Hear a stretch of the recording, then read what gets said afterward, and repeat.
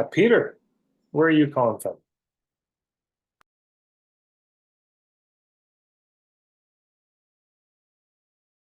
Turn off the mute. Sorry.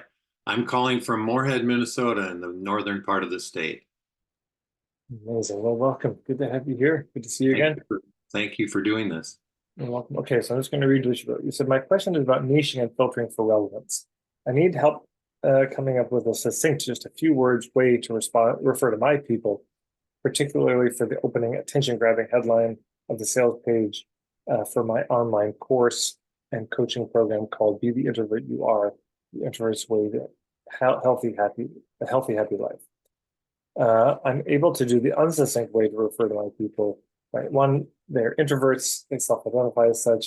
Two, they have come to believe that something is fundamentally wrong with them simply and solely because they're introverts. And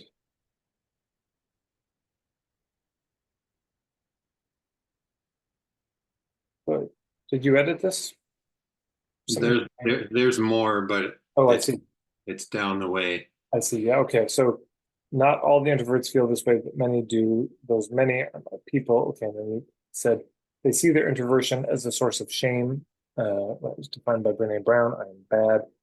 I help them see that this belief of theirs, though understandable in our extroverted culture, is harmful bullshit.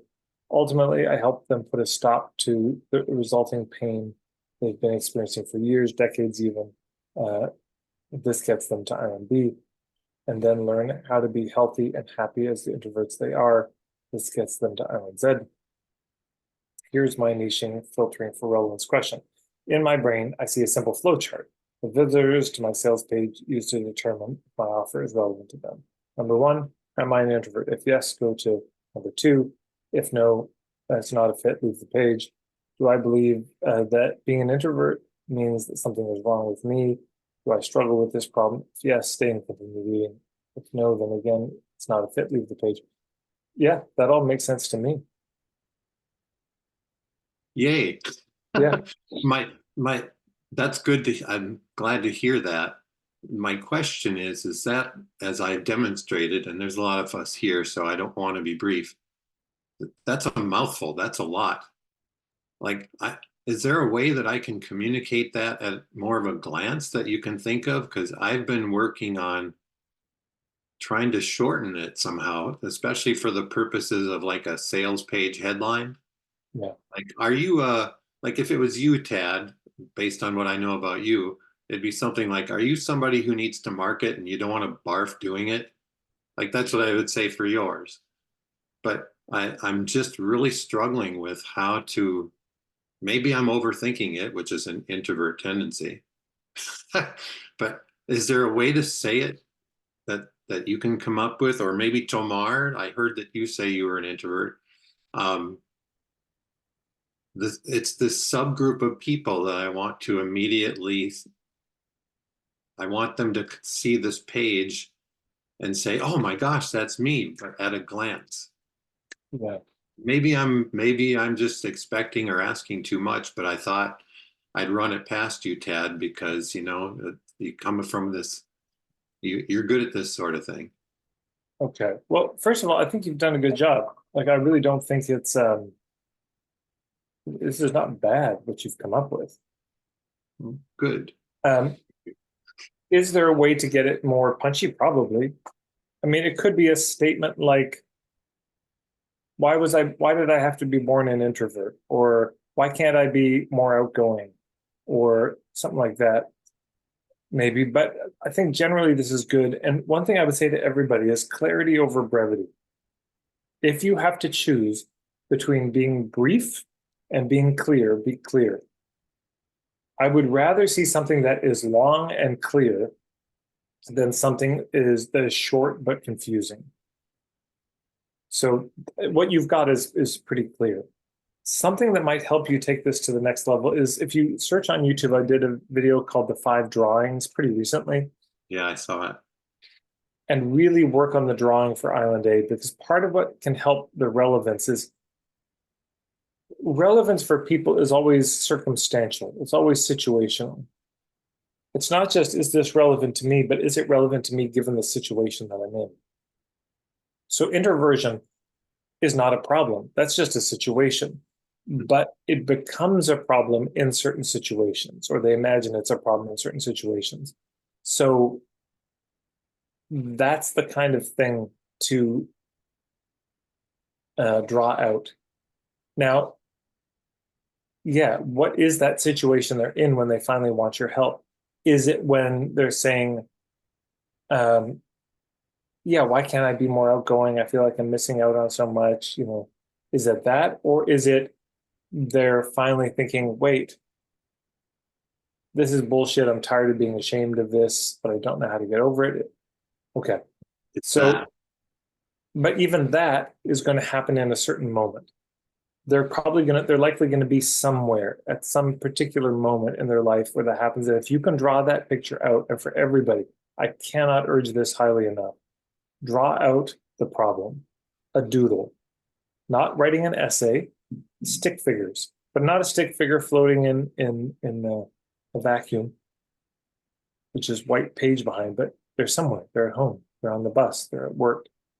They're doing something. There's things around them, and also they're saying something to themselves. They've got a little thought bubble, and in that thought bubble, they're probably swearing about their situation. And what do they say to themselves at the breaking point where they finally say, you know what, this has to change now, and I need help? How do a great example of this was a woman who came to my retreat in London. And I think her website is evolutionary.love, and the home, I'll just show it. That's a great example of, I've got this right. Yeah, there we go. And it's 4 words she's nailed it down to. Right? What happened to us? That's a great example of what somebody might say. You see the kind of wilted rose therapeutic coaching for couples in crisis. Boom. But what this is what the person would say to themselves in that moment where they might need help. So if you can articulate that, that's one way to really distill it down.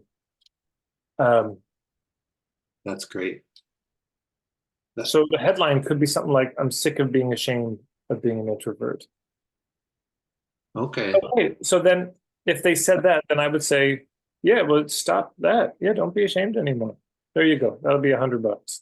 So, like, what's the problem? Why can't they just set it down? If they've already realized that maybe society is mad and that this is not something to be ashamed about, what's the problem then?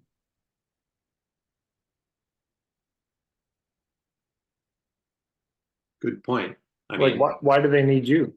they're in my mind, they need me because they've only just are beginning to realize it, but they don't know the damage that's been done that can be undone and going in the other direction. But you raise a good point, Tad.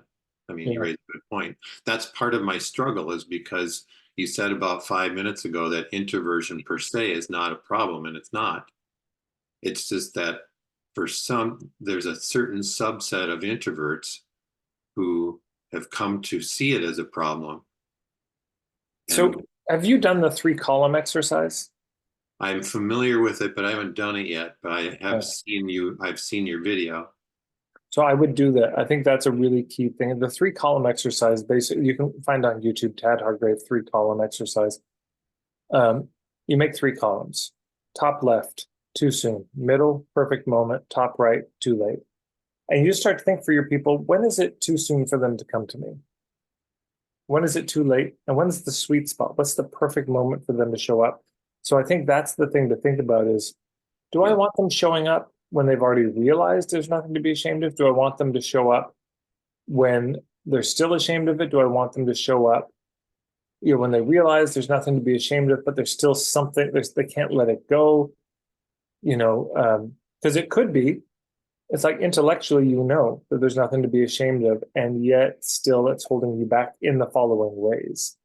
The Right. shame is holding you back, and you don't know how to set the shame down. It could be that. I mean, these are all things to experiment with, and do little tests on, ask people about. But we do want to find the right moment, because if we realize, wait, there's not enough of the people at this level. Okay, so then people who are still ashamed, and maybe it's, it could be there at the moment where they just say, like, my introversion is destroying my life and my career, and I just wish I could get over it. I don't know what to do. And you say, look, I can help. But the help isn't what you expect. The help is helping you see that your introversion is actually a strength. It's not a problem. And then that gets into point of view, which you can get into very quickly. But it just may be that they haven't had that penny drop yet. Right. Yeah. This is all very helpful, Tad. Thank you very much. Thank you, Peter. Very kind of you. We'll see you again. Yeah.